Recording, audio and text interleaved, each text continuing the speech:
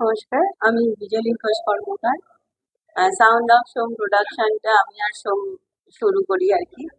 তো আমাদের actually production house, তোমরা মাইক্রো ফিল্ম, শর্ট ফিল্ম এইগুলোই করে থাকি।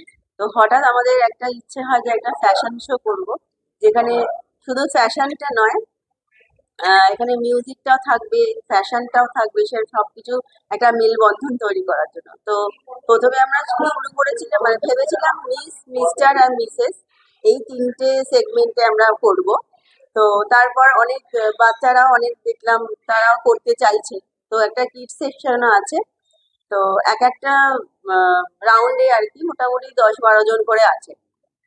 তো সেখান থেকে আমাদের আবার এলিমিনেশন রাউন্ড আছে।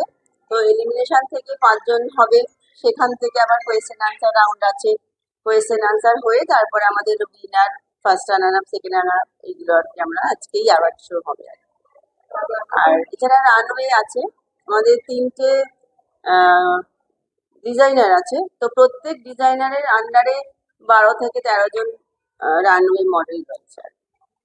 তো প্রাইস কি দিচ্ছেন, ক্যাশ প্রাইস না টাইম? না, আমাদের প্রাইস হচ্ছে মেমেন্টো আছে। তারপর আহ, মানে উইনারদের তার আমাদের সার্টিফিকেটস আছে।